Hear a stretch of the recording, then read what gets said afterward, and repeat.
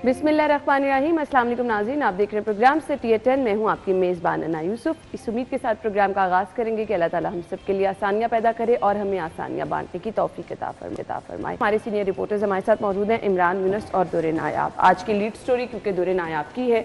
अस्सलाम वालेकुम, क्या हाल चले आपके? अच्छा जी, पहली खबर की तरफ चलते हैं। रीमॉडलिंग का मंसूबा है। अंदरून शहर तक बंद रोड रीमॉडलिंग प्लान है। ये 2 बाइक पेडेस्ट्रियन ब्रिजेस सुन के ना मेरे ज़हन में एकदम बाइकर लेन आ गई थी कि दोबारा तो बाइकर लेन बनने जा रही। मैं परेशान हो गई, फिर खबर की डिटेल सारी पढ़ी। खैर, सबसे पहले अंदरून शहर तक बंद रोड रीमॉडलिंग। जी दुरे नायाब। अच्छा, मैंने ना आज प्रोग्राम में चूंकि आना था तो मैंने इसके अंदर बहुत सारे पहलू हिडन रखे। अच्छा, खबर में आपने कहा मैं जाके मैंने कहा जाके जरा बताएंगे कि आखिर यहाँ पे 1 अरब और 30 करोड़ से ज्यादा बजट क्यों लग रहा है। सही मतलब कि आपको भी होगा कि बहुत सारे ऐसे एरियाज हैं जो अंडर डेवलप्ड हैं। सब्जाजार है, ताजपुरा है, इकबाल टाउन के बहुत सारे ऐसे एरियाज हैं जो एड्रेस होने वाले हैं। जोहन्नाबाद चले जाएं, निश्तर टाउन चले जाएं, उसके बाद अब ताजपुरा, ताजबाग उस साइड पे निकल जाएं, तो आप चाइना स्कीम चले जाएं इवन के। तो एलडी यहाँ क्यों लगा रहा है? तो खबर ये है कि जी ये जो हल्का है ना, ये है NA 130 मियां मोहम्मद नवाज शरीफ साहब का।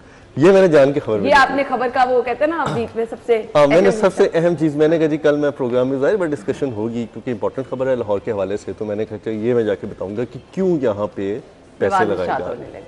ठीक है, ज़रूरत है, बहुत सारे इलाकों की और भी ज़रूरत है। मैंने इतने सारे इलाके गिनवाए, उनकी भी ज़रूरत है। अब आप जब इस तरह की डिस्ट्रीब्यूशन करते हैं ना कि आप पहले बहुत लाइमलाइट और हाईलाइटेड एरियाज़ को निकाल लेते हैं, बहुत ही ज़्यादा जिसमें पॉलिटिकल इन्वॉल्वमेंट होती है, जहाँ पे बहुत सारे पॉलिटिकल स्टेक्स होते हैं, तो उसके बाद लोग जो है फिर सारी बातें उंगलियां तो उठाते हैं। ओपोजिशन को भी मौका मिल जाता है। फिर सोशल मीडिया को आजकल ओपोजिशन एक्चुअली सोशल मीडिया सबसे बड़ी है, सबसे बड़ी। मतलब क्या हम तो ओपोजिशन को ओपोजिशन गिनते ही नहीं ना, वो तो किसी खाते में नहीं है, उसको तो छोड़ दें। तो आपकी ओपोजिशन सोशल मीडिया को मौका मिल जाता है। अब जरूरत बहुत है। बंद रोड जो बना दिया गया है, बंद रोड पे बहुत सारे मकामात पे अब दूसरी तरफ नहीं जा सकते। ठीक है, आपको अगर बाइक पे जाना हो तो आपको कई किलोमीटर का सफर तय करना पड़ता है क्योंकि आपने ऊपर बंद रोड के कंट्रोल एक्सेस कॉरिडोर पे एक फ्री राइड कॉरिडोर दिया है ताकि लोग आए, मोटरवे से आए, GT रोड से आए और सीधा रिंग रोड पकड़ें। काला शकाकू की तरफ जाना है, सियालकोट इंटरचेंज की तरफ उस तरफ निकलना है तो आप इजीली चले जाएं। आपने कसूर की तरफ जाना है तो रिंग रोड पकड़ के कसूर चले जाएं। अगर आपने मुल्तान रोड लेनी है तो उधर से आ रहे हैं, GT रोड पिंडी से आ रहे हैं, उस तरफ से आ रहे हैं तो आप मुल्तान निकल जाएं बाबू साबू के जरिए। तो ये तो एक फ्री। अब यहाँ पे ना बाइकर्स का बड़ा रोल है क्योंकि हर घर में 2-2, 3-3, 4-4 बाइक्स हैं। चाहे आप गुलशन रावी की साइड ले लें, चाहे क्रीम पार्क की साइड ले लें, चाहे आप दातानगर की साइड ले लें, चाहे आप पल्ली तरफ बंद पार्क की आबादियां ले लें। उनके लिए जिस तरह आपने शंघाई ब्रिज देखा है कि बाइक चला के आप उस पर सर्कुलेट कर लेते हैं, तो इस तरह के दो तो ये तो बहुत जबरदस्त है। अच्छा, उसके बाद मोहनी रोड, दातानगर वाला सारी बैक साइड ये बहुत है और ये मंसूबा बहुत अच्छा है। मैं इसके हक में हूँ क्योंकि अगर आप इसमें जो सबसे इम्पोर्टेंट कॉरिडोर है वो है सगियां रोड का। जब सगियां ब्रिज से आप आते हैं लोअर माल की तरफ, GC की तरफ, इमरान को पता होगा वो कॉरिडोर बिल्कुल खत्म हो चुका है। सही। आप DIG ऑपरेशन के ऑफिस के सामने से गुजरे, आप आउटफॉल रोड जिसे कहा जाता है उसमें बिल्कुल अब जान नहीं रह गई। वहाँ पे ट्रैफिक का बहुत कंजेशन है, उसको रीमॉडलिंग की भी ज़रूरत है, उसको नई असफाल्ट कारपेटिंग की भी ज़रूरत है। वहाँ पे जो आपने साइनेज सिग्नल हर चीज़ करनी है उसकी भी ज़रूरत है। ये बड़ा इंपॉर्टेंट कॉरिडोर है, बहुत अच्छी बात है, उसको भी होना चाहिए। मोहनी रोड भी बहुत अच्छा कॉरिडोर है। फिर जहाँ पे एक्चुअली रिंग रोड है, रिंग रोड का थोड़ा सा आप कहते हैं कि पीछे की तरफ आ जाएँ, रावी रोड की तरफ, रावी रोड की तरफ भी रीमॉडलिंग की बहुत अच्छी ज़रूरत है। नीचे कंजेशन हो जाती है आपकी तरफ। अगर आपने वो लकड़ी वाली मार्केट की तरफ जाना है या दूसरी तरफ जाना है तो आपको बहुत प्रॉब्लम है। मेट्रो के सामने बहुत कंजेशन है, चीज़ें हैं।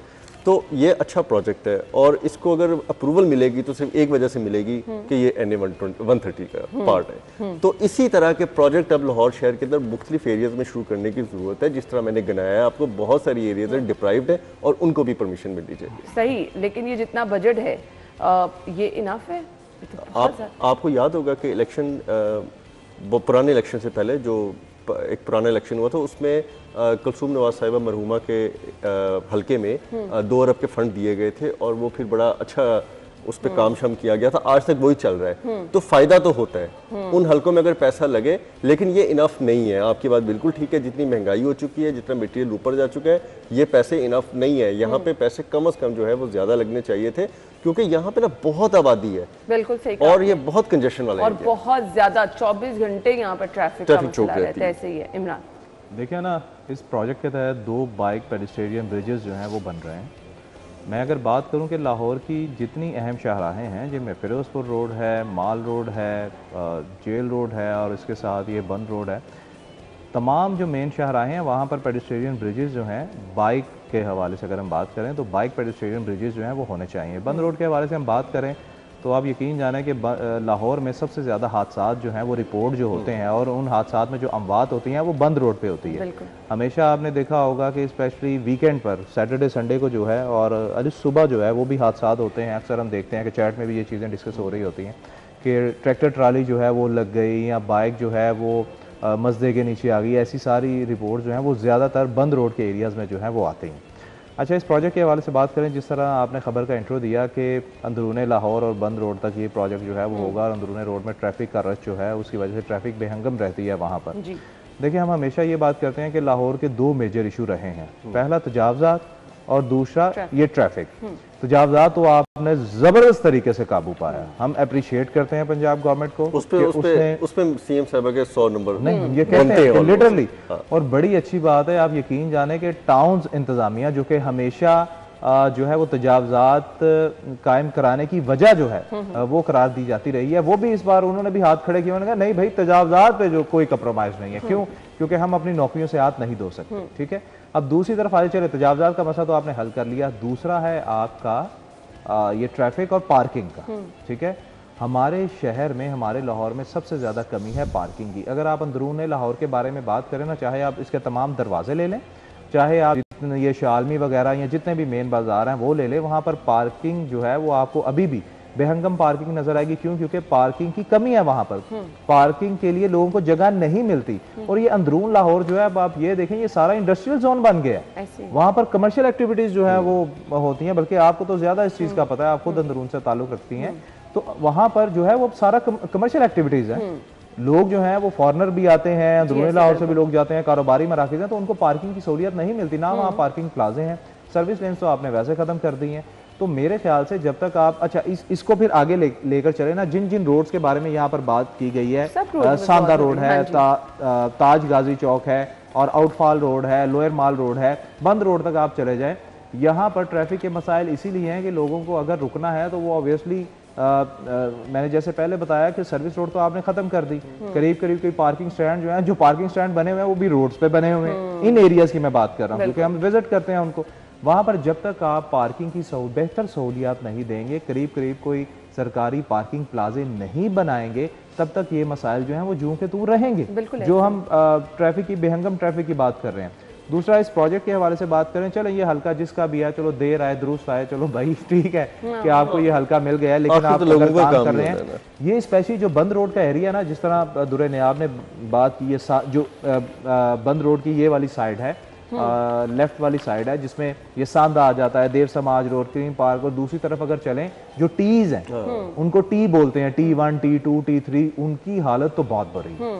उन पर भी तवज्जो जो है वो देने की ज़रूरत है। वहाँ पर पानी की प्रॉब्लम है, वहाँ सीवरेज की प्रॉब्लम है, वहाँ रोड्स की प्रॉब्लम है, तो उस तरफ भी ध्यान जो है वो देने की ज़रूरत है। ठीक है, इंफ्रास्ट्रक्चर आप बेहतर कर रहे हैं, बहुत अच्छी बात है, लेकिन आप जो शहर के बाकी इलाके उनकी तरफ भी ध्यान दें। मैं इकबाल टाउन के हवाले से बात करूँ तो आप यकीन जाने, हमारे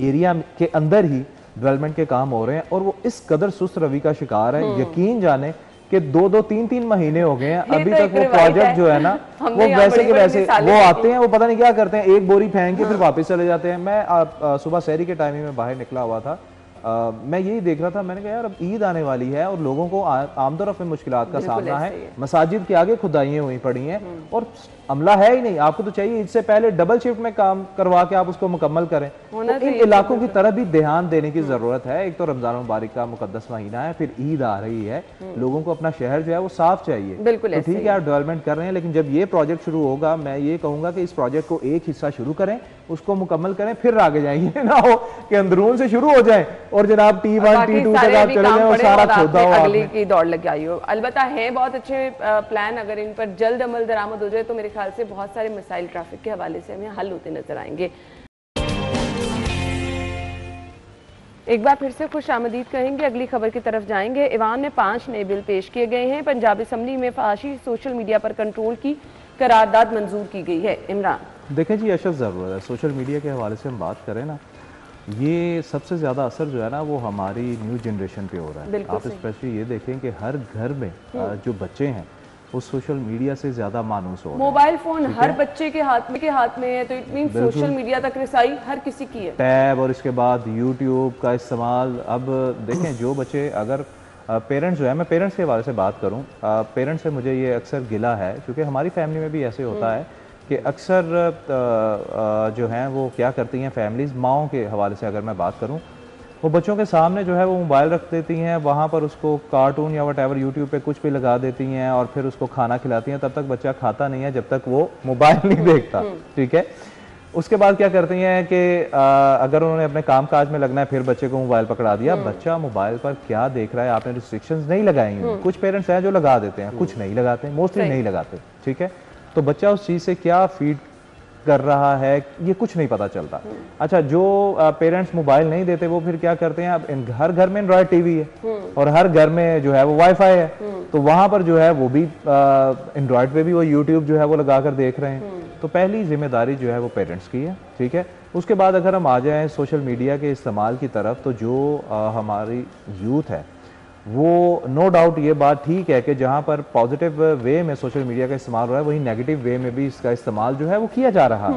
इसको कंट्रोल करने की अशद ज़रूरत है। हमेशा मीडिया के हवाले से हम बात करें, अब 2008 में अगर ये कहा जाए कि 2008 में मीडिया को आज़ादी जो है या 2005 में या 2002 में आज़ादी मिली, तो ठीक है, बहुत अच्छी बात है कि मीडिया जो है उसको आज़ादी मिली, लेकिन कुछ मीडिया जो है वो उस आज़ादी का गलत इस्तेमाल जो है वो करता रहा। यही सूरत हाल जो है वो सोशल मीडिया में अब हमें नज़र आ रही है कि आप यकीन जानें कि सोशल मीडिया, आप फहाशी के हवाले से हम बात करें तो यकीन जाने शर्मिंदगी होती है बाज़ औक़ात कि अगर आप अपना मोबाइल पकड़ते हैं तो उस पर कोई ना कोई कुछ ऐसे ऐड आ रहे होते हैं सोशल मीडिया के जरिए या फेसबुक पे या किसी भी और, वॉल्यूम खोल के यूज नहीं कर सकते। बिल्कुल ऐसे है, बिल्कुल ऐसे है। और वहां पर लोग जो है दड़ल्ले से चीजें जो है वो अपलोड कर रहे हैं, किसी की इज्जत जो है वो उछाली जा रही है, कुछ ऐसा कंटेंट जो है वो वहां पर अपलोड किया जा रहा है जो वाकई स्पेशली बच्चों के लिए, फैमिलीज के लिए देखने के काबिल नहीं है। तो इसको कंट्रोल करने की जो है वो अशद ज़रूरत है। किसी हद तक FIA जो है वो इसको कंट्रोल भी कर रहा है, लेकिन अभी तक पूरी तरह से इस पर कंट्रोल जो है वो नहीं किया गया। इसको कंट्रोल करने की अशद ज़रूरत है। कोई एक ऐसा वाक्य हो जाए जिसका ना सर होता ना मुंह होता, अभी पता भी नहीं होता इसमें कितनी सच्चाई है कितनी नहीं, बट 95% झूठ, 95% झूठ जो है वो सोशल मीडिया पर बोला जाता है और उस पर कोई चेक एंड बैलेंस नहीं है। और लोग जो है उसको, चूंकि आपको पता है नैनो सेकंड की गेम है, मोबाइल देखते हैं, सोशल मीडिया को देखते हैं, अच्छा जी ठीक है, साथ ही स्क्रॉलिंग करते हुए फॉरवर्ड कर देते हैं। भाई पहले उसको तहकीक तो कर लो। हमारा मज़हब खुद कहता है कि बगैर तहकीक की चीजें जो है वो आप ना फैलाओ। बिल्कुल बिल्कुल ऐसे दो रहना है आप। देखिए, हम इस्लामी जमहूरिया पाकिस्तान है, हमें ये भूलना नहीं चाहिए। हम इस्लाम के नाम पे बने हैं और जिन चीज़ों से बहुत ज़्यादा ममानत है उसमें अपना किरदार अदा करना चाहिए। सरकार को तो ये बहुत पहले कर देना चाहिए था कि ये घर में जो बात होती थी कि घर घर में नाच गाना होगा, क्या है वो आज यही है और यही सोशल मीडिया। इसका मतलब ये नहीं है कि घर में हम लोग सारे नाच रहे होंगे, ये बिल्कुल कतई मतलब नहीं था। मतलब ये है कि जो आज घर घर में हो रहा है। और तीसरी बात जो है इंपॉर्टेंट कि इसके कोई नॉर्म्स ही नहीं है, इसके कोई आपकी हदूद और क़यूद है ही नहीं, ठीक है जी। फैमिली व्लॉगिंग भी हो रही है, उसमें भी वो वाहियात चीज़ें हो रही हैं कि आपके कंट्रोल से बाहर हो गई हैं। आप कोई भी सेक्शन उठा के देख लें इसका, चाहे वो फेसबुक है, चाहे वो स्नैपचैट है, चाहे वो आपका इंस्टाग्राम है, कोई भी है। आप जो मैं इमरान को बात कर रहा था ना कि आप वॉल्यूम ऊंचा करके उसकी कोई डील देख नहीं सकते, आप ट्रस्ट नहीं कर सकते कि आप बैठे हो और कितना शर्मिंदा हो जाए कि उस पर क्या चल जाए अचानक। और उसके बाद जो पाकिस्तानी फाहिश मवाद है वो तो आपके कंट्रोल में है ना। आपके बहुत सारे स्टेज ड्रामों की वाहियात जुगतों वाला क्लिप्स बहुत फेमस हो रहे हैं, उसके बाद स्टेज डांसेस के बहुत सारे क्लिप्स जो हैं वो वायरल हो रहे हैं, आप उन पर तो कंट्रोल कर सकते हैं ना। आप ठीक है, आपने, मैं देख रहा था कल खबर थी कि स्टेट डांसर्स पे पाबंदी लगा दी, तो उनको पाबंदी की जरूरत ही नहीं है। स्टेज अब देखने जाता कौन है? कौन देखने जाता? वो तो अब घर घर में अपने मोबाइल के जरिए हिट हो रहे हैं और उसके बाद उनका काम चल रहा है। अब उनको पता है कि हम बाहर तो कहीं पकड़े जाएं, लेकिन सोशल मीडिया में हमारा कोई क्या बिगाड़ लेगा। आपको कानून साजी करने के लिए बहुत ज्यादा एग्रेसिवली आना होगा। अभी तो आपने सिर्फ असेंबली में करारदाद मंजूर की है, आपने ना कोई ऐसे लॉज को देखा है, ना कोई एक्टिविटीज देखा है। और पीका एक्ट में भी सिर्फ चंद चीज़ों को हाईलाइट किया गया ना कि अगर मैं आपके खिलाफ या कोई ऐसी चीजें जो हकायक से बालातर होंगी, जिसमें आपकी दिल आजारी होगी, तज़यीक होगी, आपकी तजलील होगी, उस पर चेक एंड बैलेंस है ना। लेकिन जो माशरा खराब हो रहा है, जो आपकी यंग जनरेशन खराब हो रही है, उस पे उस एक्ट के अंदर क्या चीजें, और झूठ है कि फैलता चला जा रहा है। अब ये देखें, ईद की छुट्टियों का फाइनल हुआ नहीं, लेकिन परसों से नोटिफिकेशन जो है ना, वो मुझे 25 मैसेज इदारे बंद करने के जाली नोटिफिकेशन जो है वो सर्कुलेट हो रहे हैं, फेक लिखी जा रहा हूँ। इतनी बड़ी बड़ी सीटों पे बेचारे किसी को मार दिया जाता है, किसी को कत्ल करा दिया जाता है,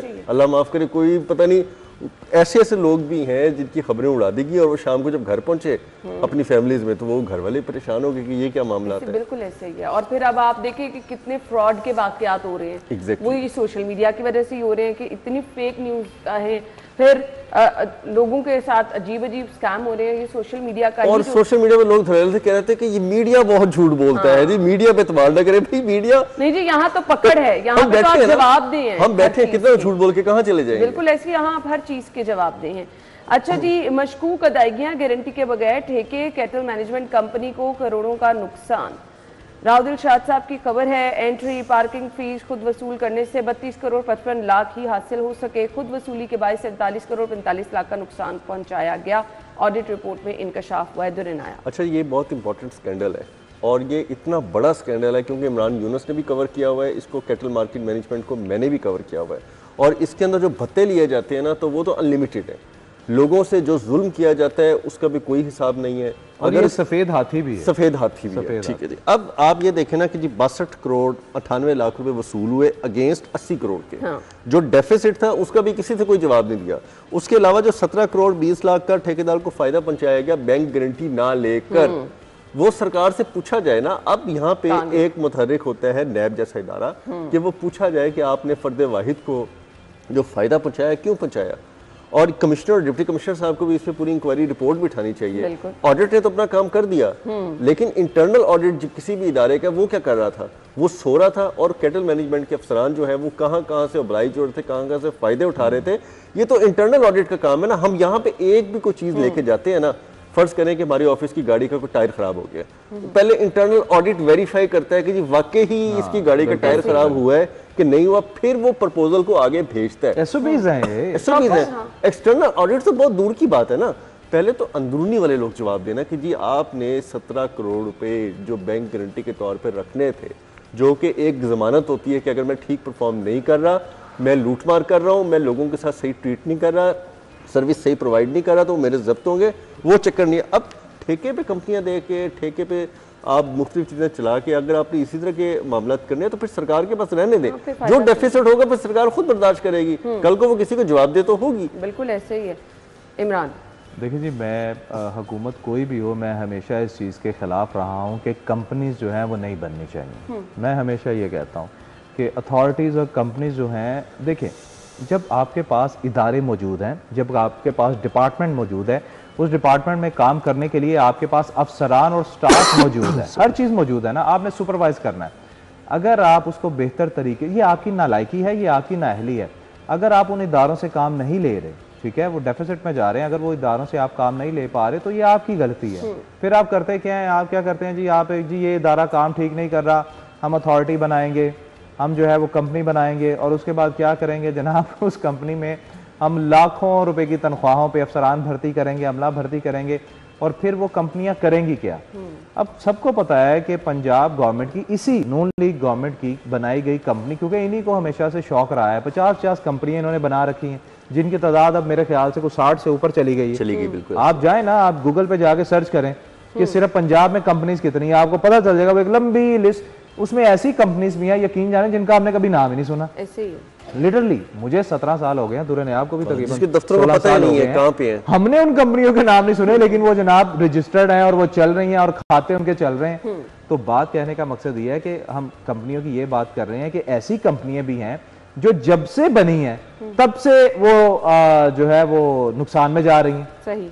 आप पार्किंग कंपनी की मिसाल ले लें, अब उसका रोना रो रो के तो हम थक गए हैं। अब मैं तो अक्सर, आप जब कोई खबर डिस्कस करने लगती है ना पार्किंग कंपनी के हवाले से, तो मैं मुंह बंद कर लेता हूँ, कहते यार इस सवाल को ना आगे फॉरवर्ड कर दे, मैं तो इस पर नहीं बोलूंगा। क्यों, बोल बोल के थक गए हैं, हुकूमत के कान पे जूं नहीं रेंगती। भाई देखें, अब ये सूरत हाल देखें, कैटल मैनेजमेंट कंपनी के हवाले से आप ये देखें कि अगर आपने इसका भी एहतसाब ना किया तो फिर बाकी सारी कंपनी अदायगियां अगर हैं किसने की, भाई गारंटी के बगैर ठेके दिए कैसे जा सकते हैं? ये सरकारी काम है, ये कोई प्राइवेट काम नहीं हो रहा, ये सरकारी काम है। मुझे ये बताएं, सरकार ने जब कोई भर्ती करनी होती है, आपको पता है ना कि चाहे पीपीएससी के थ्रू हो या वैसे उन्होंने डेली वेजेस पर रखनी हो, तो सख्त शराइत जो है वो होती है, एसओपीज बने होते हैं ना, वही जो दुरे ने आप भी बात कर रहे थे कि एसओपीज बने होते हैं ना।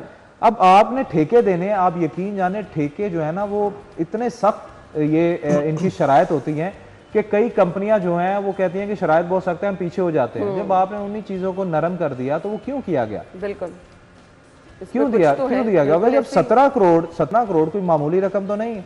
17 करोड़ में अगर गरीब आदमी के हवाले से बात करें तो 34 घर बन जाते हैं, दो मरले के, डेढ़ दो मरले के। अब नैब को इसमें क्या अपना रोल अदा करना है दुरे नायाब, और ये क्या मामला आपको सेटल होता नजर आ रहा है? छोड़ दें बात। देखिए जी, नैब के इख्तियारात देखे जाए तो बहुत ज़बरदस्त हैं। अगर उनके बुनियादी इख्तियारात ही देखें तो बहुत अच्छे इख्तियारात हैं। वो ये भी इस चीज़ का भी एहतसाब कर सकते हैं कि एक अफसर ने अपना काम करना था और उसने इतने अरसे से नहीं किया, उसने जो फाइलें साइन करनी थी वो नहीं की, तो उसने अपने सरकारी इख्तियारात का इस्तेमाल ही नहीं किया, तो वो भी उसके जुर्म और उसके एक इख्तियार के ज़मरे में आता है। मुझे दुरे ने आप ये बात देखें, नैब क्यों करे भाई? क्यों करे नैब?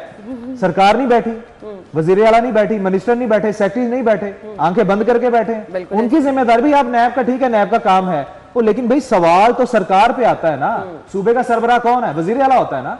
वटएवर ये कंपनी जिस दौर में भी रही है, यही तो जिम्मेदारी है, वो पकड़े, गिरबान से पकड़े। अब ये बात पॉइंट आपने रेस किया कि वो कंपनियां किस दौर की, किसने बनाई और उस वक्त वो लोग कौन कौन इन्वॉल्व थे। साफ पानी कंपनी में हुकूमती, सरकारी, सियासी तौर पर किन किन लोगों के नाम रहे, फिर कौन कौन लोग मुल्क छोड़ के नामालूम काम पे भी पूछने वाला नहीं है। भाई मामलात है ना। फिर अगर वजीर आला इस पे हाथ डालेंगी तो फिर वो बात है कि बहुत ही ज्यादा कुर्बो जवार में कुछ मामला निकल आएंगे, तो मेरा ख्याल है कि उसके लिए भी मुश्किल कोई गरीब आदमी पंजाब बैंक से 10,000 रुपया लोन ले ले या 50,000 लोन ले ले, वो बेचारा निकल नहीं सकता जब तक वो 50,000 पे नहीं करेगा, अदा नहीं करेगा। और यहाँ देखें करोड़ों की बात हो रही, 17 करोड़ मजाक है? नहीं, छोटी रकम तो नहीं है। खैर, वेलकम बैक वंस अगेन। और एक और मंसूबा ब्यूरोक्रेसी की भेंट चढ़ गया। अगस्त से अब तक 20 करोड़ रुपए अदा नहीं हुए। फील्ड हॉस्पिटल जो कि बहुत ज़्यादा आसानी के लिए बनाए गए थे, इस मंसूबे की हकीकत यह है कि ना तो इनके मुलाजिमीन को 2 माह से तनख्वाहें मिली और ना ही इसको फंड्स जारी किए गए हैं। दुरे नायाब। अच्छा, आज तो इमरान भी मोतरफ निकले हैं मरीन नवाज शरीफ साहिबा के कि वो जो इस काम में हाथ डाल देती हैं तो वो बरकत भी पड़ जाती है और वो हो भी जाता है। और मैं हमेशा इस चीज़ का नाकिद निकला हूँ कि ब्यूरोक्रेसी जो है वो वज़ीर आला को नाकाम कराने के लिए पूरा किरदार अदा करने की कोशिशें करती रहती है। वो अपनी तरफ से पूरी एफर्ट कर रही है, लेकिन मैडम कोई डिसीजन लेती हैं वो उस पर स्ट्रिक्ट हो जाती हैं, स्ट्रिक्ट होने से उसका इम्प्लीमेंटेशन हो जाती है, उस पर रिजल्ट। लेकिन आप मैडम को देखे भी ना, उन्होंने मैडम के कान में पता नहीं क्या अच्छा, मैडम मानती भी उन्हीं की। अब बात यहाँ पे आ जाती है कि जब कोई चीज़ हाईलाइट होती है, अब चाहे वो सोशल मीडिया पे हाईलाइट होती है या मीडिया पे होती है, अब हम दोनों ले लेना। आपको एक मैं केस स्टडी दे दूं तो आप बाइकर लेन को उठा के देख लें, चाहे वो मीडिया ने दी, हमने ब्रेक की, उसके बाद सोशल मीडिया आया, लेकिन उस पर ब्यूरोक्रेसी और उस पर अथॉरिटीज का आपने क्या कर लिया? कुछ नहीं किया, उन्होंने पेंट करना ही छोड़ दिया। तो पेंट करना छोड़ दिया ना, खत्म हो गया। अब आप इस तरफ आ जाए, ठीक है। अब आप जितना मर्जी इस पर डिस्कशन कर लें, आप इस मनसूबे की अफादियत पे बात कर लें, और वज़ीर आला ने जब इसको दोबारा स्टार्ट करवाया था और जिस वक्त जो तकरीर की थी उसको उठा के देख लें, कोई असर ब्यूरोक्रेसी पे नहीं है। उन्होंने काम नहीं करना तो उन्होंने नहीं करना। नहीं, आप कह रहे हैं ब्यूरोक्रेसी पीछे है, कोई कुछ भी। और सूबाई वजीर साहब भी इस पे अब शायद मेरा ख्याल आपको कुछ बात करने से कतरा रहे हो कि वो इस पर बात ना कर पाए, क्योंकि शायद उनके बस में भी नहीं है। यहाँ पे सेक्रेटरीज को, यहाँ पे चीफ सेक्रेटरीज और लेवल के ऑफिसर्स को और यहाँ पे दीगर जो कंसर्न लोग हैं उनको हैंडल करना, वो इस तरह से सियासी लोगों को अब इस तरह भाव नहीं दे रहे। अच्छा, अब यहाँ पे सेक्रेटरी साहिबान से अगर बात की जाए, कोई किसी तवस्सुल से, किसी रेफरेंस से, वो कहते हैं जी हमारी तरफ और मुश्किलात हैं, हम जिस चीज़ पे हाथ डालते हैं, जिसका ऑडिट करना शुरू कर देते हैं, वही चीज़ें हमारे अगेंस्ट हो जाती हैं। हम जिस चीज़ को उठा के पिछला हिसाब लेना शुरू करते हैं, वही लोग माफिया बन के हमारे खिलाफ खबरें लगवाना शुरू कर देते हैं, हमारा जो है मीडिया ट्रायल शुरू करवा देते हैं, हमारा सोशल मीडिया पे पूरा पोस्टमार्टम करा देते हैं। ठीक है, उनकी भी जायज़ बात है। कहते हैं जिस चीज़ पे भी ऑडिट करना शुरू करें, जिस चीज़ पे भी हाथ डालें कि पीछे क्या होता रहा है, क्या हो रहा है। अगर फ़र्ज़ करें मैं इसी की बात करूँ कि जी आपकी गाड़ियाँ कितनी थी, आप उसके अगेंस्ट कितना डीजल डेली खपत कर रहे हैं, कर भी रहे हैं, नहीं कर रहे, गाड़ियाँ खड़ी हैं, डीजल लिया जा रहा है, उनको चलाया नहीं जा रहा, वहाँ पे डॉक्टर्स जो इन ड्यूटी हैं वो आ नहीं रहे, वो इन गाड़ियों के साथ मूव नहीं कर रहे, घरों घरों में जाया नहीं जा रहा, जब इन चीज़ों का ऑडिट शुरू हो जाएगा तो डेफिनेटली वो सारा माफिया तो खड़ा हो जाएगा। आपने सही कहा। चलिए जी, इस पे हमने नेक्स्ट सेगमेंट में भी बात करनी है डिटेल में, वक्त का मैं बहुत बहुत शुक्रिया आप लोगों का।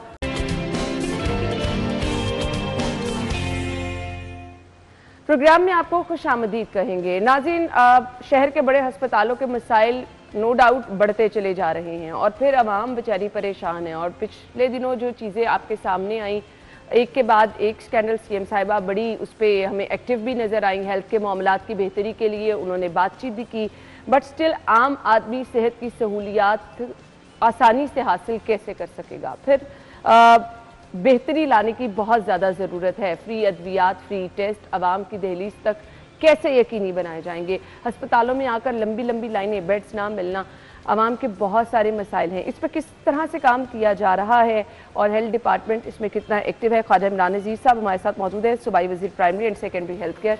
खुशामदीद कहेंगे। अस्सलाम वालेकुम ख्वाजा साहब। ख्वाजा साहब, सेहत हमेशा तरजीहात कहा भी जाता है, मैं ये नहीं कहूँगी नहीं रही भी है, क्योंकि बहुत सारे हमने मंसूबे देखे, बट वो मंसूबे हमेशा स्टार्ट में जिस तरह पीक पे नजर आते हैं, आराम आराम से जाकर वो स्लो होते जाते हैं, क्यों? बिस्मिल्लाह हमारे में देखें, एक तो ना मैं आपको बताऊं कि अनफॉर्चुनेटली फॉर्चुनेटली हमारा जो सूबा पंजाब है, यहाँ पर एक अपना ब्यूरोक्रेटिक चैनल भी मौजूद है और एक ऐसी इस्टेब्लिशमेंट भी मौजूद है जो ब्यूरोक्रेटिक इस्टेब्लिशमेंट है। अब किसी को ये बात नागवार ना गुजर जाए, उसके समटाइम फ़ायदे भी होते हैं, समटाइम चीज़ें रेड टेपिज्म का शिकार भी होती हैं। इसमें कोई दो राय नहीं है कि मुहतरमा मरियम नवाज शरीफ साहबा ने आने के बाद जो सबसे ज़्यादा फोकस किया है वो हेल्थ और एजुकेशन को किया है। हमें किसी किस्म की फंडिंग में कोई प्रॉब्लम नहीं आई, हमें हर चीज़ अवेलेबल करके दी गई। अब उसके बाद अगर हम उसको मैं समझता हूँ कि ना कर पाएँ या डिलीवर ना कर पाएँ तो फिर मरियम नवाज शरीफ साहबा को हम मोर्द इल्ज़ाम नहीं ठहरा सकते।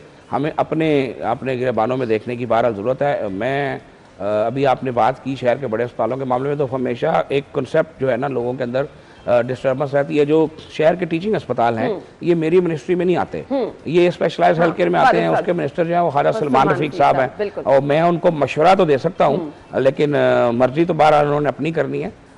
जिस तरह एक ह्यूमन साइकी है, देखें सबसे बड़ा जो मसला मैं आज लाहौर के शहरियों के सामने खुल के बात करने लगा हूँ कि हमें जो सबसे बड़ी तकलीफ और सबसे बड़ी परेशानी और सबसे बड़ा मसला है ये लोगों के बिहेवियर का है, ये लोगों की आदत का है। लोगों से मुराद हम कोई आवाम की बात नहीं कर रहे, मैं हेल्थ के स्टाफ की बात कर रहा हूँ। मैं डॉक्टर से लेकर प्रोफेसर तक और प्रोफेसर से लेकर एक आम नर्स और पैरामेडिकल स्टाफ तक और वार्ड बॉय और सिक्योरिटी गार्ड तक की बात कर रहा हूँ कि हमारे पिछले जो 5-6 साल गुजरे इस मुल्क में जो नेक पाक लोग आए, उन्होंने एक नया ही कल्चर डेवलप कर दिया और लोगों की जो रगे हैं उस तक में कुछ चीज़ें बस चुकी हैं जिनको निकालना कोई इतना आसान काम नहीं है, जो ये शेर लाने के मुतरादिफ है।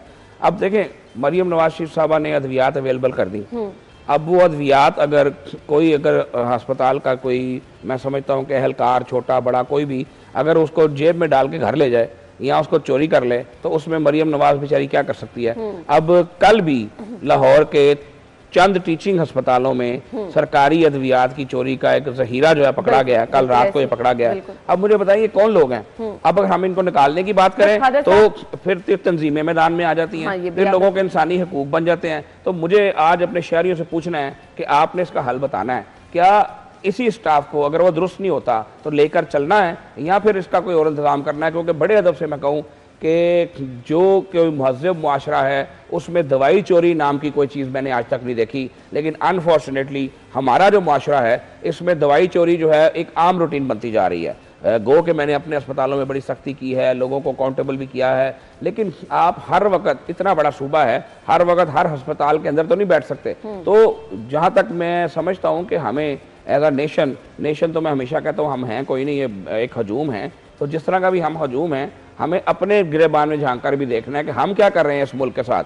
हम समझ ही नहीं रहे हैं कि हम करते क्या जा रहे हैं। हुकूमत अगर वसाइल मुहैया करती है तो वो वसाइल चोरी करने में हम 1 सेकंड लगाते हैं, तो उसमें नुकसान किसका होता है? उसमें एक आम आदमी का नुकसान होता है, एक गरीब का नुकसान होता है, एक मजदूर का नुकसान होता है, एक किसान का नुकसान होता है। अशराफिया सरकारी अस्पतालों में नहीं जाती। और यहाँ पर एक हकीकत और भी मैं बयान करना चाहूँगा कि हमें हर वक्त अपना नुक्ता नज़र जो है वो नेगेटिविटी की तरफ नहीं रखना चाहिए। जहाँ पर हमारे सरकारी अस्पतालों में आप देखते हैं कि जनाब अपना रश है, लाइनें लगी हैं, बारी नहीं आ रही, उसको इस एंगल से भी देखना चाहिए कि हमारे सरकारी अस्पताल आज भी उस आम आदमी जिसका कोई परेशानी हाल नहीं, उसको फ्री इलाज देने का बायस बहरहाल बन रहे हैं। No doubt। हम जब ये कहते हैं कि एक चिल्ड्रन अस्पताल में जनाब एक बेड के ऊपर 4 बच्चे थे, तो हमें ये सोचना चाहिए कि एक बेड पे एक बच्चे के बजट में चिल्ड्रन अस्पताल वाले और महकमा सेहत जो है 4 बच्चों का बैक वक्त इलाज कर रहा है। हाँ, लेकिन हम उसको बुराई बनाकर पूरे सिस्टम को जो है वो सतफ़े तनकीद बनाते हैं। हर जगह पर अच्छे और कम अच्छे लोग हैं, मैं बुरी की बात नहीं करता। इसी तरह हेल्थ डिपार्टमेंट में भी बहुत बहुत अच्छे नेक मसीहा डॉक्टर्स मौजूद हैं। कोई ऐसे भी होंगे मेरे जैसे जो नई ड्यूटी करते होंगे, अच्छे नर्सिस मौजूद हैं, अच्छे लोग मौजूद हैं, लेकिन हर जगह मिक्स लोग मौजूद हैं। अगर हम हाल ये है कि हम में से हर कोई अपने अपने हिस्से का काम करना शुरू कर दे, सिर्फ अपने हिस्से का, है ना। मैं ये नहीं कहता हूं कि आप मेरे हिस्से का काम करें, मैं आपके हिस्से का काम करूं। हम में से हर कोई सिर्फ अपने हिस्से का काम ईमानदारी से करना शुरू कर दे तो इस सूबे को, इस मुल्क को तरक्की करने से कोई नहीं रोक सकता। नो डाउट, बिल्कुल आपने ठीक कहा। महकमा प्राइमरी हेल्थ पे आ जाते हैं, कौन कौन से शोबों में काम कर रहे हैं? देखें, महकमा प्राइमरी हेल्थ केयर ने सबसे पहले जब मरीम नवाज शरीफ साहब आई थी तो उन्होंने एक ख्वाब दिया था कि हमें सेहत की दस्तक जो है, उसकी सहूलत जो है लोगों के घरों तक देनी चाहिए। तो जो क्लिनिक ऑन व्हील्स का मंसूबा आपने देखा, ग्रीन कलर की वो वैन्स जो आपको गलियों और मोहल्लों में खड़ी नज़र आती हैं, और उसके अलावा बड़े हमारे लार्ज अस्पताल, मोबाइल फील्ड अस्पताल आपको खड़े नज़र आते हैं, ये एक गेम चेंजर मंसूबा है। हमारी बहुत सारी बेटियां बहनें, माएँ ऐसी आज भी हैं, हमारे ऐसे भाई हैं जो अपने घर से कभी अपना चेकअप कराने निकले ही नहीं। बट खादिर साहब, यहाँ उनके पास पैसे नहीं है, मैं उस पर आता हूँ ना। यहाँ उन लोगों के पास पैसे नहीं होते, या उनके पास जिंदगी इतनी मसरूफ हो गई है अपना रिस्क हलाल कमाने के चक्कर में, अपने बिल भरने के चक्कर में, कि उनको ये वक्त नहीं मिलता कि वो अपनी सेहत को देख सके। तो ये मोबाइल क्लिनिक्स ऑन व्हील्स जो सीएम साहबा ने बनाए हैं और जो मोबाइल फील्ड हॉस्पिटल्स हैं, ये उनके मोहल्लों में जाकर, उनके घरों के दरवाजे पे जाकर उनका इलाज करते हैं। और आपको खुशी होगी कि अब तक 85 लाख अफराद, चंद माह, 1 साल का अरसा पूरा नहीं हुआ, ये मई में शायद ये गालबन शुरू हुए थे, तो मई में जाके इसको 1 साल मुकम्मल होगा। और मुझे बड़ी उम्मीद है कि मई में जाके हम कह सकेंगे कि हम 1 लाख से ज़ायद अफराद का उनके दहलीज पर इलाज कर चुके हैं। और ये 1 लाख अफराद वो हैं कि जिन्होंने इलाज के लिए यहाँ किसी सरकारी टीचिंग अस्पताल जाना था, यहाँ किसी प्राइमरी के अस्पताल में जाना था, और वहाँ पर इनका जो लोड है वो ज़्यादा होना था। और उसके साथ साथ जो हमने सीएम साहबा ने प्रोग्राम देखे बहुत अच्छे अच्छे शुरू किए, और सीएम साहबा की एक क्वालिटी है कि वो हर चीज़ को खुद मॉनिटर करती हैं। आप हैरान होंगी कि मरीम नवाज शरीफ साहबा रात को जब वो दफ्तर से घर जाती हैं तो मुख्तलिफ शोबाजात में, मसलन उन्होंने प्रोग्राम शुरू किया हुआ है अपना घर अपना छत प्रोग्राम, तो उसके जो पार्टिसिपेंट्स होते हैं, जो उसके जो खुशनसीब लोग हैं जो अपना घर बना रहे हैं, उनको कॉल करती हैं, पता करती हैं कि आपको चेक मिल गया, रैंडमली कॉल करती हैं, अचानक कॉल करती हैं, और उनके पास डाटा है। इसी तरह हमारे जो लोग जिनको घर में अद्वियात फ्री मिलती हैं, उनका डाटा उनके पास है, उनमें से लोगों को फ़ोन करके पूछती हैं कि आपको दवाई मिली या नहीं मिली। कभी किसी सीएम ने ऐसा नहीं किया था। मैं आपको बताऊं कि शहबाज शरीफ साहब, मैंने उनके साथ ज़िंदगी में काम किया है और मैं उनका मुतक़िद हूँ, और मैंने जो कुछ सीखा शहबाज साहब से सीखा, उनकी स्पीड का कोई मैच नहीं था, मोहसिन नकवी साहब की स्पीड का कोई मैच नहीं था। माशाल्लाह जिस तरह से वो 1-1.25 साल के अरसे में उन्होंने गेम चेंज करके दिखाई।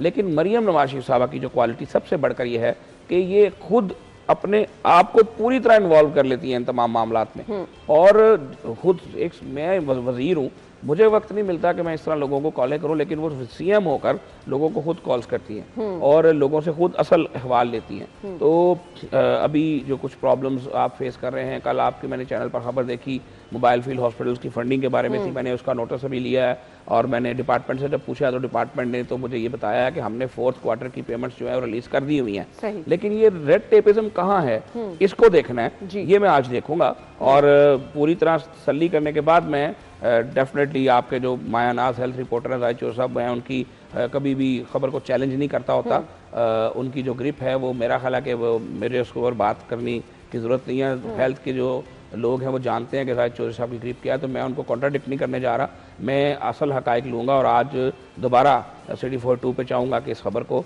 असल हकायक के साथ चलाया जाए। लेकिन ये मैंने चेक कर लिया है कि उनकी 4th क्वार्टर की जो पेमेंट है वो ऑलरेडी रिलीज हो चुकी है, और ये मैंने 2 दिन पहले पूछा था।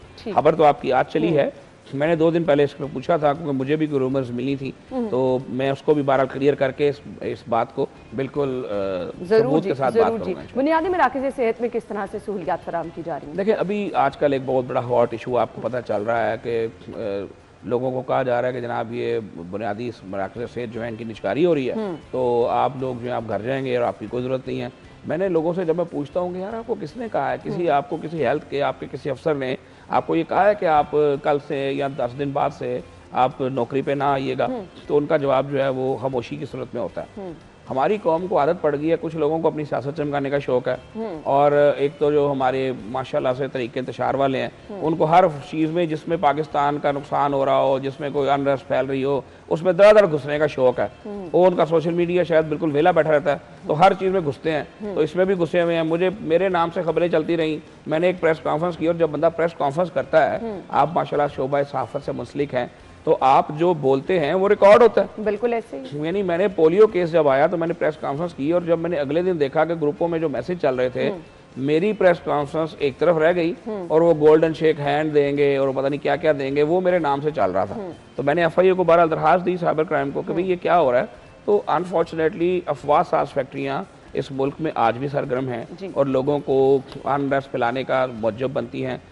हम BHUs RSCs को अल्हम्दुलिल्लाह मरियम नवाज शरीफ साहबा ने state of the art revamp करना शुरू किया है। हम कोई 1000 के करीब BHUs जो है अल्हम्दुलिल्लाह अब तक रिवैम्प कर चुके हैं, और ये टोटल 2500 BHUs हैं। और अगर आपने इनकी हालत देखी हो तो इनकी हालत इतनी खस्ता थी कि यकीन करें बाज़ दफ़ा बाद BHUs में मैं जाता था तो मैं सोचता था कि यार इस हमले का बेचारे की बड़ी हिम्मत है, ये कैसे बैठते हैं। लेकिन आज वो BHUs जो हैं वो state of the art BHUs में तब्दील हो चुके हैं। अब देखें, जब आप बिल्डिंग को बहुत खूबसूरत कर देते हैं तो आप उसके अंदर जो हेल्थ केयर है उसको अगर आप अच्छा ना करें, तो उसको जदीद ना करें, तो आप पर क्वेश्चन होता है। तो मरियम नवाज शरीफ साहबा ने इन्हीं चंद बातों के बाद कि जब दवाइयाँ चोरी हो गई हैं, दवाइयाँ मिल नहीं रही, लोग फलानी जगह पे डॉक्टर आया, फलानी जगह पे अमला आया, फलानी जगह पे नहीं आया, तो उन्होंने कहा कि हम क्यों ना एक पायलट करके देखें। क्योंकि पिछले थोड़े अरसे से हम इस बात को सुन रहे थे और देख रहे थे, और हकीकत भी थी कि वो जो साफ चली शफाफ चली का दौर आया था, जिसको डॉक्टर्स हमारे पर्चियों पर लिख लिख कर कहा करते थे कि फलाने को वोट दें, इतना उन्होंने मोहब्बत की उन लोगों के साथ। लेकिन उन्होंने जवाब में ये किया कि 65,000 डॉक्टर्स जो हैं वो उनको बेरोजगार करके चले गए। यानी जब वो साहब गए हैं, जिनके लोग बड़े फैन हैं, तो 65,000 डॉक्टर्स जो हैं वो बेरोजगार थे। तो डॉक्टर्स की जो मैं खुद भी तकलीफ में होता हूँ कि डॉक्टर वो लोग होते हैं कि जो पढ़ लिख कर मैक्सिमम मार्क्स लेके स्टूडेंट्स की क्रीम होते हैं और वो लोग मैदान में आते हैं ऐसे बिल्कुल। और जब वो प्राइवेट सेक्टर में नौकरी करते हैं, सरकार की नौकरी के अंदर भी मसाइल हैं, लेकिन जहाज कर जब वो प्राइवेट सेक्टर में नौकरी करते हैं, और प्राइवेट सेक्टर भी वो वाला कि जो लूटने के लिए काम करता है, उनकी जो सैलरी होती है, आप हैरान होंगी कि आपके जो इस वक्त जो कैमरामैन है या जो आपका PN है, इसकी सैलरी भी शायद उनसे ज़्यादा हो। 35,000 रुपया, 30,000 रुपया, 40,000 रुपया, ये डॉक्टर की सैलरी होती है प्राइवेट सेक्टर में। तो इस तरह से डॉक्टर जो था उसके साथ ज्यादती हो रही थी, जो कि इस पे मैंने PMDC को भी लिखा, फिर मैंने इस पे हेल्थ केयर कमीशन को भी लिखा। अब मैं जो नए मिनिस्टर हेल्थ आए हैं मुस्तफ़ा कमाल साहब, उनकी जब मुझसे पहली गुफ्तगू हुई तो मैंने उनको रिक्वेस्ट की कि आप PMDC का इजलास बुलाएं, आप इस डॉक्टर की सैलरी के मसले को देखें, मैं इस्लामाबाद आपके पास आने को तैयार हूँ, आप पूरे मुल्क में इस निज़ाम को नाफिज करें। तो उन्होंने मुझसे वादा किया कि उस पर काम करेंगे। और कहना मैं ये चाह रहा हूँ कि जो प्रोग्राम मरियम नवाज शरीफ साहबा लेकर आई हैं मरियम नवाज क्लिनिक्स के नाम से, उसमें हम एक डॉक्टर को, एक ऐसे डॉक्टर को जो उस इलाके का बेटा हो, जिसको हम प्रेफर करते हैं कि मैं फलां गांव में रहता था, मैं पढ़ लिख कर डॉक्टर बन गया हूँ, अब मेरे गांव को सर्व करने के लिए मुझे ही आना है, किसी और को नहीं आना। तो जब वो बच्चा या बच्ची वहाँ आते हैं अपने इलाके में, मरियम नवाज क्लिनिक हम उनके सुपुर्द कर रहे हैं और उनको हम कह रहे हैं कि जनाब हम आपको पर पेशेंट इतने पैसे देंगे, आप पेशेंट्स देखना शुरू करें। उसके ऊपर एक अपर कैप अभी लगा हुआ था, वो मैं उस पर अब कोशिश कर रहा हूँ कि उस अपर कैप को हम रिमूव करें और जो है डॉक्टर्स को मजीद फैसिलिटेट करें, ताकि उनको पेशेंट्स की जो क्वांटिटी है उसके अंदर प्रॉब्लम ना हो। अगर हम अपर कैप रिमूव नहीं करेंगे तो फिर अगर उतने पेशेंट वो देख लेंगे तो बाद वाले जो पेशेंट हैं उनको वो देखें ना देखें, उससे एक प्रॉब्लम क्रिएट हो सकता है। तो उस सूरत में डॉक्टर भी अवेलेबल मिलेगा, जो कि मिल रहा है। 150 क्लिनिक्स जो चल रहे हैं उसमें आज डॉक्टर की अवेलेबिलिटी मौजूद है, उसमें आज स्टाफ की अवेलेबिलिटी मौजूद है, वो डिलीवरीज भी कर रहे हैं, वो बाकी चीज़ों को भी देख रहे हैं। इसमें बेहतरी की गुंजाइश है, इस प्रोग्राम को मजीद बेहतर करेंगे। जो कहना ये चाह रहा था कि जो अनरेस्ट फैलाई जा रही है कि जनाब यहाँ पर जो BHU का स्टाफ था हम उसे निकाल रहे हैं, तो ऐसी कोई बात नहीं है। हम उनको किसी रेगुलर मुलाजिम को नहीं निकाल रहे, हम उनको शिफ्ट कर रहे हैं। अगर ये BHU हम दे देंगे तो हम उसके नजदीकी जो कोई फैसिलिटी है वहाँ शिफ्ट कर देंगे। कहीं गवर्नमेंट का काम है, कहीं और काम ले लेंगे। जाने तो अस्पतालों की निजकारी का मामला भी हम सुन रहे हैं, तो अगर ये हो जाती है बेहतर है या नहीं, इस पे बात करते हैं। ब्रेक के बाद आपको खुशामदीद कहेंगे। खादिम इमरान अजीज साहब हमारे साथ मौजूद है। चूंकि बात कर रहे थे कि जी बुनियादी मराकज़ से जो है उनकी निजकारी की, तो हम तो अस्पतालों की निजकारी की भी बात सुन रहे हैं, तो क्या हालात बेहतर हो जाएंगे और ये मामला क्या काबिल गौर है, इस पर बातचीत की जाए? देखिए ना, एक तो मेरा वो महकमा नहीं है, मैं उस पर ऑफिशियल स्टेटमेंट तो नहीं दे सकता। ख्वाजा सलमान ख्वाजा साहब, आप क्योंकि देखते रहते चीज़ों को, तो मैं सिर्फ ये जानना चाहती हूँ बेहतरी आएगी इससे? देखें, हुकूमतें जो भी करती हैं मकसद उनका बेहतरी होता है, लेकिन इशू ये है कि आज मैं जावेद चौधरी साहब का एक वीलॉग सुन रहा था, तो उन्होंने इसमें बड़ी खूबसूरत बात कही। उन्होंने कहा कि जी कवानीन बनाने में तो पाकिस्तान का कोई सानी नहीं है, लेकिन कवानीन पर इम्प्लीमेंट करने में, ना करने में भी पाकिस्तानियों का कोई सानी नहीं है। तो मैं कहता हूँ मनसूबा कुछ भी बना लें, कुछ भी कर दें। अव्वल तो है निजकारी कोई नहीं हो रही, जो मेरी इन्फॉर्मेशन है, लेकिन मैनेजमेंट आउटसोर्स करना और निजकारी करना उसमें फ़र्क होता है। कुछ लोग आउटसोर्सिंग को निजकारी समझते हैं, निजकारी एक बिल्कुल डिफरेंट चीज़ है। ये जो हमने किया है प्राइमरी और सेकेंडरी में, हमने पे फॉर परफॉर्मेंस का निज़ाम हम लेकर आए हैं कि जितने पेशेंट देखेंगे उतने पैसे ले लीजिएगा। हमने अपने BHUs ना किसी को दे दिए हैं कि भाई ये BHU जनाब लिख के दे दिया कि आपकी ज़मीन भी आपकी है, जो मर्जी यहाँ पे आप चने की दुकान खोल लें, कुछ और कर लें, ऐसा नहीं है। तो अगर इन स्पेशलाइज हेल्थ केयर वालों का अगर कोई ऐसा मंसूबा होगा तो बिल्कुल मंसूबे तो बन जाते हैं, लेकिन ज़रूरत इस अमर की है कि उस मंसूबे को इम्प्लीमेंट ऐसे किया जाए कि उसके जो अच्छे समरात हैं वो जल्दी से अवाम के पास आएँ। लेकिन अनफॉर्चुनेटली मंसूबे बनते हैं लेकिन उन पर अमल नहीं होता है। तो आई होप कि सलमान रफ़ीक साहब और रसूल महमूद साहब कोई अच्छा मंसूबा लेकर आएँ, और यकीनन वो लेकर आने की कोशिश करते होंगे। और चीफ मिनिस्टर साहब, बहरहाल एक चीज़ मैं बता दूँ कि वो इस पे बहुत परेशान है, बड़ी कंसर्न है। वो जो स्टैंडर्ड चाहती हैं हेल्थ के, हम अब तक उस तक पहुंचना तो दूर की बात है, उसके करीब भी नहीं गए। उनकी ख्वाहिश जो है वो ऐसी है, जिस तरह आप देखें कि अब आपने देखा ये नवाज शरीफ कैंसर केयर अस्पताल जो बन रहा है, मैं अभी 2 दिन पहले इसका विजिट करके आया हूँ। मैं हैरान और परेशान रह गया, इवन हक्का बक्का रह गया कि यार ये नवंबर में इसको स्टार्ट करने की बात हुई थी, और इतनी जल्दी तो जो 5 मरले का मकान जो है उसका ग्रे स्ट्रक्चर नहीं बनता, लेकिन वो अल्हम्दुलिल्लाह वो अस्पताल जो है वो उन्होंने खड़ा कर लिया। उसके कई ब्लॉक्स जो है उन्होंने बना लिए हैं, और जो मैं देख कर आ रहा हूँ इंशाल्लाह ताला ऐसा स्टेट ऑफ द आर्ट अस्पताल बनने जा रहा है कि एशिया में उसका मैच नहीं होगा। और हमारे वो लोग जो बेचारे कैंसर के इलाज के लिए मारे फिरते हैं, अमीर भी फिरता है, गरीब तो बेचारा फिरता है, अमीर भी फिरता है, उसके पास भी कोई खास जगह नहीं है। वो जो 1-2 बड़े नाम है वो चंदा तो बहरहाल बहुत इकट्ठा करते हैं, लेकिन इलाज अब कितना लोगों का करते हैं मैं उस पर क्या कह सकता हूँ। गरीब का बहरहाल इलाज नहीं होता, इतना मैं ज़रूर कह सकता हूँ कि इश्तिहार तो यही दिए जाते हैं कि गरीबों के इलाज के लिए बनाए गए हैं, लेकिन मादरत से अगर कोई उक्का दुक्का फ़ोटो सेशन के लिए किया भी जाता है तो उसको भी कईयों को जवाब दे दिया जाता है। अब मुझे एक बात का जवाब दें, अल्लाह ना करे हमारा कोई पेशेंट हो और वो स्टेज 3 और 4 में चले जाए और डॉक्टर उसको, जैसा कहते हैं डॉक्टर ने जवाब दे दिया, तो क्या हम उसको मरने के लिए छोड़ दें? यानी जिसका पेशेंट होता है वो तो आखिरी सांस तक जद्दोजहद करता है। यानी इतना बड़े बड़े नाम है इन अस्पतालों के, इतना ये चंदा इकट्ठा करते हैं। मैं आप समझ रही होंगे मैं किसकी बात कर रहा हूँ। और कहते हैं चुपको अपना मरीज से ले जाओ। तो मरियम नवाज शरीफ साहबा ने इस इशू को भी कैटर किया है। हमारा ये जो अस्पताल नवाज शरीफ कैंसर केयर बन रहा है, इसमें किसी ऐसे मरीज को घर नहीं भेजा जाएगा। उसके लिए एक सेपरेट ब्लॉक बन रहा है। उनके जिंदगी के जो आखिरी अयाम हैं उनमें उनकी तकलीफ को कम करने के लिए हम उसमें एक निज़ाम लेकर आ रहे हैं। इंशाल्लाह ताला कोशिश ये करेंगे कि किसी मरीज़ को इलाज से इनकार ना हो, क्योंकि मुझे इतना पता है कि जब वो बनेगा तो जिस तरह आज हमारे चिल्ड्रन अस्पताल में देखें तो KP से लोग आ रहे हैं, बलूचिस्तान से लोग आ रहे हैं बच्चों को लेके, सिंध से इवन आते हैं, कश्मीर से आते हैं। तो ये सोचना चाहिए उनको, जो 15-15 साल से हुकूमतें बना के बैठे हैं कि जो सोशल मीडिया की हद तक तो इनकलाब ला चुके हैं, लेकिन प्रैक्टिकली उनका हाल ये है कि उनके पेशेंट्स जो हैं वो सारा सूबा क्रॉस करके लाहौर शहर में आते हैं।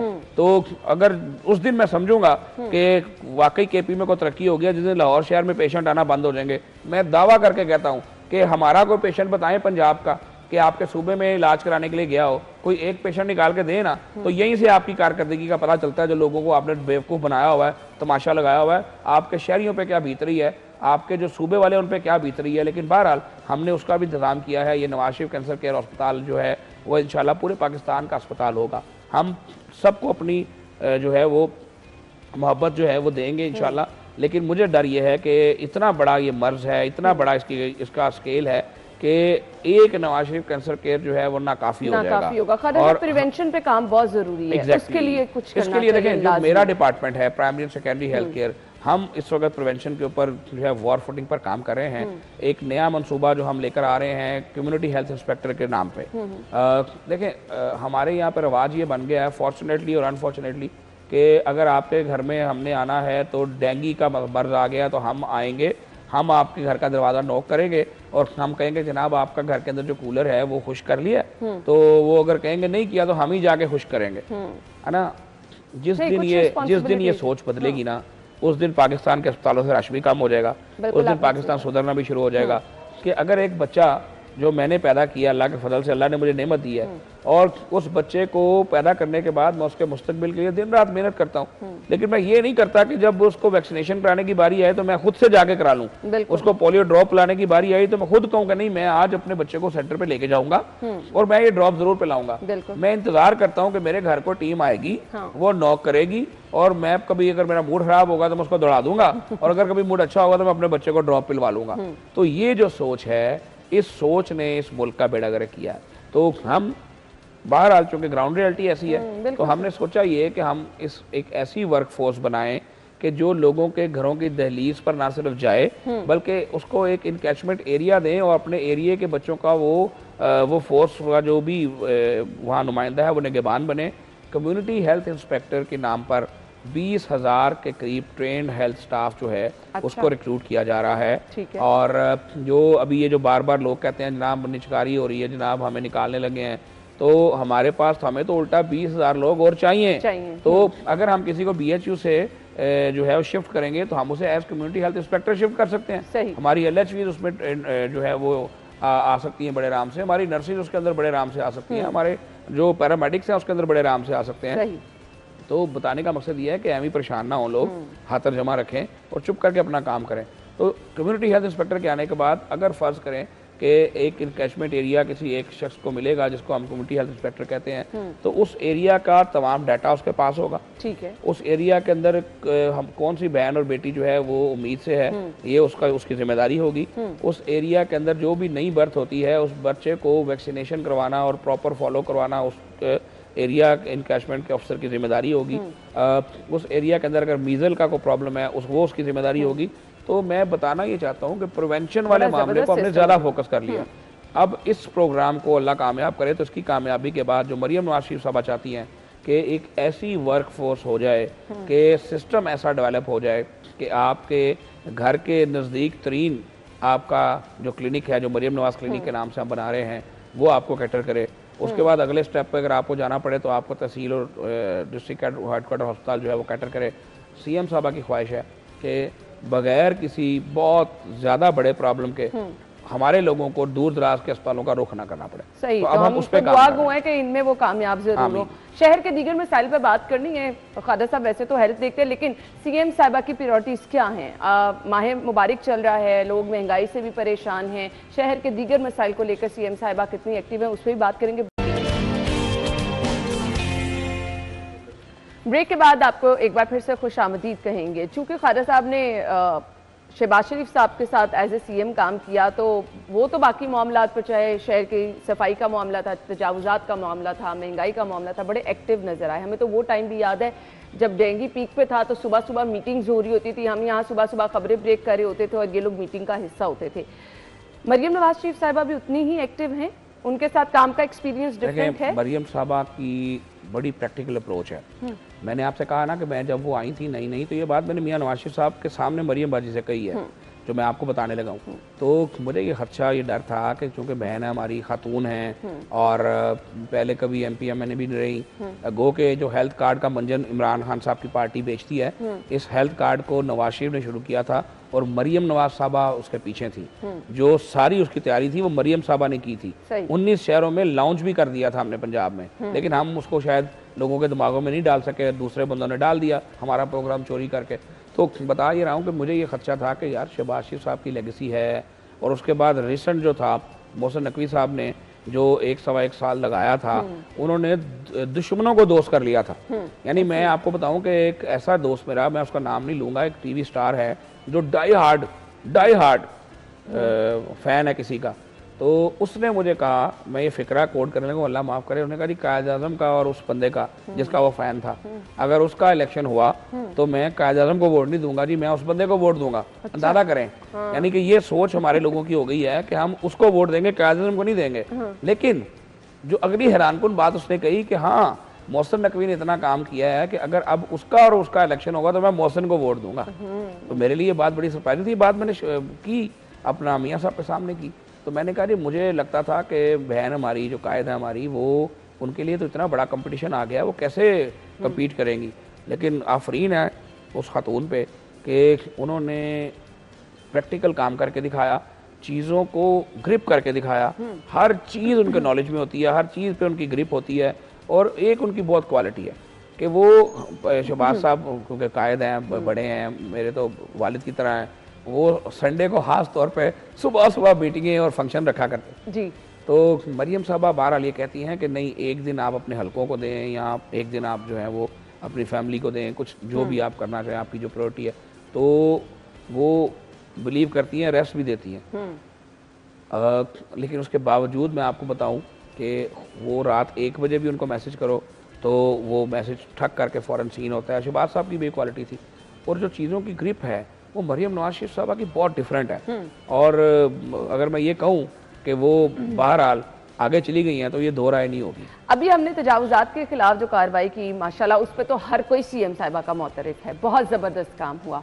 महंगाई से लोग अभी भी परेशान। अच्छा, मैं ना बड़ी ओपन बात आज करने लगा हूँ कि जिस तरह मैं हेल्थ के मामले में बात करता हूँ कि हमारे लोगों का जो रवैया है, अगर हम ठीक नहीं होना चाहते तो फिर अल्लाह ही है, फिर आके अल्लाह ही ठीक करेगा।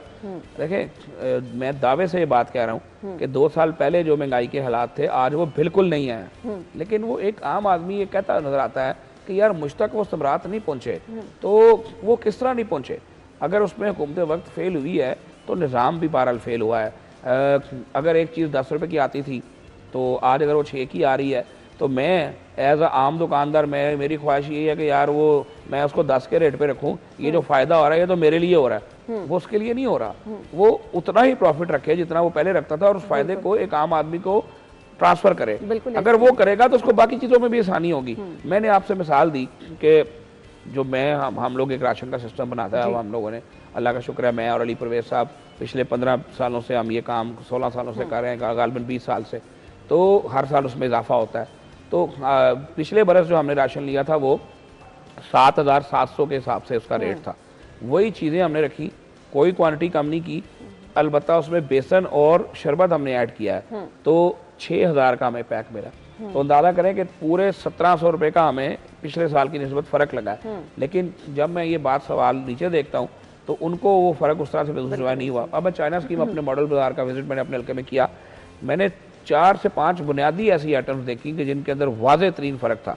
चीनी का फ़र्क था, सब्जियों की क्वालिटी बहुत बेहतर थी, और हमेशा सब्सिडी देती थी गवर्नमेंट। इस दफ़ा बगैर सब्सिडाइज किए जो मार्केट से डायरेक्ट एक्सेस करके जो चीज़ें खरीदी गई हैं और आवाम के लिए अवेलेबल की गई हैं, उनमें ज़मीन आसमान का रेट का फ़र्क है। तो कहना मैं ये चाह रहा हूँ कि महंगाई बहुत हद तक कम हुई है, लेकिन जो रास्ते में कुछ लोग ऐसे आड़े आए हुए हैं कि जो एक आम आदमी तक उसको पहुंचने नहीं देते। तो ये बहरहाल हुकूमत वक्त की जिम्मेदारी है। मुझे बड़ी उम्मीद है मरियम साहबा इसके ऊपर बहुत टची हैं, और जो DCs के KPIs हैं उसमें एक बड़ा इंडिकेटर ये है कि उसके ज़िले में जो है वो प्राइस कंट्रोल जो है उसका मैकेनिज्म कैसा जा रहा है। तो आज से पहले ऐसा मैकेनिज्म नहीं था। तो आई होप कि इंशाल्लाह आने वाले चंद माह में हम इस पे भी बेहतरी करेंगे, और जो बिजली के बिलों की कीमत में जो कमी होने जा रही है, इंशाल्लाह सबसे बड़ा जिस वक्त लोगों का प्रॉब्लम है वो बिल है कि बिजली का बिल बहुत ज़्यादा है, बिजली का बिल बहुत ज़्यादा है लोगों का, उसके अलावा गैस आती नहीं है और बिल बहुत ज़्यादा है। तो हमने भी बहरहाल देखे ना, वो कहते हैं ना माले मुफ्त दिले पे रहम वाला हाल किया।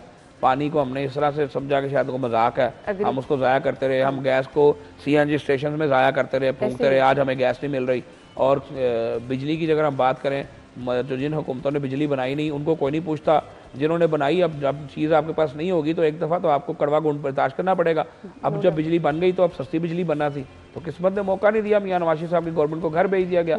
अदरवाइज अगर वो दौर चल रहा होता तो आज हम कहाँ के कहाँ पहुँच गए होते। लेकिन अभी भी सफ़र को तो करना है। मुझे उम्मीद है इंशाल्लाह कि आने वाले दिनों के हालात जो हैं वो गुजरे दिनों से इंशाल्लाह बेहतर होंगे और अल्लाह की ज़ात इस पर अपना फजल करे। हम दुआ गो यही है कि बेहतरी आए, क्योंकि बेहतरी आएगी आपका मुल्क खुशहाल होगा, आवाम खुशहाल होगी। लाहौरियों के लिए मैसेज क्या होगा? देखिए, लाहौरियों के लिए सिर्फ एक मैसेज है कि खुदारा अपना अपना रवैया हम सबको दुरुस्त करना है। हम सबको खुद गर्जी से निकल कर भाईचारे के उस मॉडल पे आना है जो सरकार मदीना सल्लल्लाहु अलैहि वसल्लम ने दिया था। अगर हम हर चीज़ में बात करते हैं और बहुत सारे लोगों की ख्वाहिश है रियासत मदीना बने, बहुत सारे लोगों का नारा भी है रियासत मदीना बने, तो रियासत मदीना भाई बाहर से आके किसी ने नहीं बनानी या किसी हुक्मरान ने ऐलान नहीं करना कि रियासत मदीना बन गई। हमने अपने अमल से, अपने किरदार से और अपने मामला को दुरुस्त करके रियासत मदीना बनानी है। तो लाहौरियों से भी और लाहौरियों के तवज्जुह से सिटी फॉर टू चूँकि पूरी दुनिया में देखा जाता है, यूके तक देखा जाता है, कहाँ कहाँ देखा जाता है, तो मैं सबसे ये रिक्वेस्ट करूँगा कि इस जो माह रमज़ान जो गुजर रहा है इसी के अंदर हम एक नए सफ़र का आगाज़ करें। हम अपने अपने हिस्से का काम ईमानदारी से करना शुरू करें। कोई शख्स अगर टीचर है तो वो अपनी ईमानदारी से अपने बच्चों को पढ़ाए। कोई अगर वालिद है तो वालिद होने की भी एक ईमानदारी ये है कि अपनी औलाद की तरफ जो आपके फ़राइज़ हैं उनको अदा करें। अगर आपके बच्चे ने पोलियो ड्रॉप नहीं पिए तो खुद ले जाकर उसको पिलाएं। अगर आपके बच्चे की वैक्सीनेशन नहीं हुई तो किसी का आने का इंतज़ार मत करें, ये आपकी भी जिम्मेदारी है। और ये जो लोग अद्वियात चोरी में मुलविस हैं, ये जो लोग अब सुस्ती और काम चोरी में मुलविस हैं, इन्हें अब खुदा का खौफ करना होगा, क्योंकि अब इन काली भेड़ों की किसी जगह पर इंशाल्लाह कोई गुंजाइश नहीं। दो सवालात और, क्या पाकिस्तान मुस्लिम लीग नून लाहौरियों की अभी भी पसंदीदा जमात है? देखिए, गैब का इल्म तो अल्लाह के पास है। मैं अल्लाह को हाज़िर जानकर ये कह सकता हूँ कि लाहौर को बनाने और संवारने में जो मेन कलीदी किरदार है सिर्फ़ और सिर्फ मियाँ नवाज शरीफ, शहबाज शरीफ और उनकी टीम का है। और आज भी मरियम नवाज शरीफ साहबा जो मेहनत कर रही हैं, तो जो आपको सजाए, जो आपको संवारे, हक भी उसी का हुआ करता है। मुझे उन लोगों से बहरहाल गिला है कि जिनको शायद कराची के हालात नज़र नहीं आते, केपी के हालात नज़र नहीं आते, नाशुक्री वो लोग करते हैं। तो उन तमाम से मेरी गुजारिश है कि शुक्र करना सीखें और खुदा का शुक्र करें कि आपकी चीफ मिनिस्टर मरियम नवाज़ है। अगर आपके चीफ मिनिस्टर वो दूसरे लंबे बालों वाले भाई साहब होते तो आप भी धरनों में बैठे होते, फिर आपके सूबे में कुछ ना हो रहा होता। आज इस सूबे में अल्लाह के फजल से वो तमाम निज़ाम बहाल हो चुका है जो सालों पहले हुआ करता था, जो पिछले 5 साल में नापैद नज़र आता था। डेवलपमेंट के नाम पे कुछ नहीं होता था और सिवाय ट्रक की बत्ती के और लंबी लंबी तकरीरें झाड़ने के कोई प्रैक्टिकल काम नहीं होता था। लोगों को लंगरों पे लगाने के अलावा कोई काम नहीं होता था। आज लोगों को लोन्स मिल रहे हैं, आज अपना घर अपनी छत स्कीम के तहत लोगों को घर बनाने के पैसे मिल रहे हैं, आज लोगों को घर बैठे अद्वियात मिलना शुरू हो गई हैं, आज मोबाइल फील्ड अस्पताल और क्लिनिक्स ऑन व्हील लोगों के घरों पर जाकर उनका इलाज करना शुरू हो गए हैं। आहिस्ता आहिस्ता बेहतरी आएगी। मैं नहीं कहता कि आज सबको मिलना शुरू हो गया। हमने एक अच्छे सफ़र का आगाज़ किया है मरियम नवाज साहबा के ज़ेर क़यादत। इंशाल्लाह इस सफ़र को बेहतर बनाएंगे और अपने शहरियों की ज़िंदगी आसान बनाएंगे और फिर अपना टर्न्योर पूरा करके अपनी खिदमत का जो इनाम की बात तो मैं नहीं करता, अपनी खिदमत का क्रेडिट जो है वो लेने के लिए लोगों के दरवाजे पे जाएंगे। तो फिर ये अगर लोग उसमें ज़्यादती करेंगे तो लोग भी फिर अल्लाह के हुजूर उसके मुजरिम करार पाएंगे। बिल्कुल, thank you so much Khadir साहब, आपके वक्त का बहुत बहुत शुक्रिया। और हम दुआ गो हैं कि सीएम साहिबा ने जो भी प्रोजेक्ट्स आवाम की फलाह के लिए शुरू किए हैं वो पाए तकमील तक पहुँचे और आवाम को उसका फ़ायदा भी हो और उसके समरात भी नज़र आना शुरू हो। बहुत बहुत शुक्रिया। Welcome back. और आपका पसंदीदा सेगमेंट जिनकी बर्थडे उनको विश करने जा रहे हैं जी। आज सालगिरह है सलीम गिल की, खतीजा बिलाल की और इसके बाद जी बिलाल की सालगिरह है और अली की सालगिरह है। आप सब लोगों को सालगिरह की मुबारकबाद, हैप्पी बर्थडे।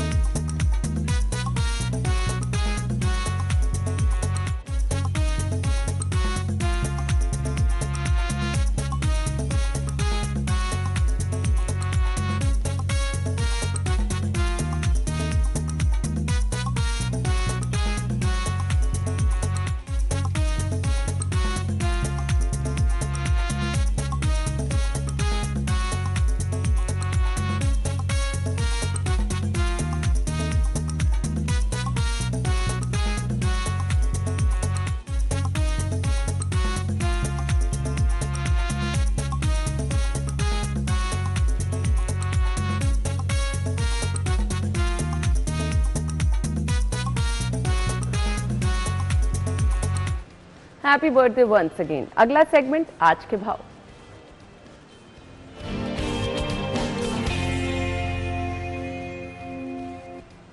अच्छा जी, आज के भाव बताने के लिए मायदा हमारे साथ मौजूद है, रेट लिस्ट उनके पास है, उनकी तरफ चलेंगे। Over to you. बिल्कुल अना, सब्जियों के हवाले से अगर हम बात करें तो सबसे पहले बात करेंगे सफ़ेद पोश तबके की, जिसके पास अगर एक 100 रुपया या 500 रुपया है तो उसमें वो आसानी एक वक्त की सब्ज़ी जो है वो नहीं खरीद सकता, क्योंकि सब्जियों के भाव जो है वो उसमें उतार चढ़ाव मुसलसल जारी है, जिसको कंट्रोल नहीं किया जा सकता। सबसे पहले सरकारी नर्ख और फिर ओपन मार्केट को भी देखेंगे। तो सबसे पहले बात करेंगे सरकारी नर्ख में आलू की कीमत की, तो 32 रुपये सरकारी नर्ख, ओपन मार्केट में 35। प्याज की सरकारी कीमत 40, ओपन मार्केट में 45 में फ़रोख्त किए जा रहे हैं। टमाटर जो है वो 45, ओपन मार्केट में 50 में फ़रोख्त किए जा रहे हैं। अदरक सरकारी कीमत 380, ओपन मार्केट में 390 तक फ़रोख्त किए जा रहे हैं। लहसुन 240, ओपन मार्केट में 250 तक में फ़रोख्त किए जा रहे हैं। मटर 90, जबकि बाहर ओपन मार्केट में 95 में फ़रोख्त किए जा रहे हैं। सब्ज़ मिर्च जो है 105, जबकि ओपन मार्केट में 110 में फ़रोख्त की जा रही है। बैंगन 57, ओपन मार्केट में 70 रुपये में फ़रोख्त किए जा रहे हैं। गोभी की कीमत जो है वो 40, जबकि ओपन मार्केट में 45 में फ़रोख्त किए जा रहे हैं। मुख्तलिफ सब्जियां हैं जिनके रेट्स में हम देखते हैं, और अभी कुछ सब्जियां ऐसी भी बाकी रह गई हैं जो हम आपके साथ अभी शेयर नहीं कर पाए, उनकी कीमतों में भी इसी तरह से उतार चढ़ाव जारी है। किसी में 2 रुपये, 3 रुपये या 5 रुपये या हद ज़्यादा से ज़्यादा 10 रुपये इजाफे के साथ। थैंक यू सो मच मायदा, हमें कीमतें बता दीजिए। आपके साथ ये मकसद सिर्फ ये होता है कि जब आप सब्जियों की खरीदारी के लिए जाएं तो आपको आइडिया हो जाए। एग्जैक्ट ये कीमत नहीं होती, क्योंकि यहाँ पर तो रिवाज ये है कि हर मार्केट का अपना रेट होता है, तो थोड़ा सा आपको आइडिया हो जाता है कि अगर आप सब्जी खरीदने जाएंगे तो किस कीमत में मिल सकेगी। सो हमें आपसे इजाज़त चाहिए। इंशाल्लाह कल सेम टाइम पर आपकी और हमारी मुलाकात होगी। अपना ख्याल रखिएगा। अल्लाह हाफ़िज़।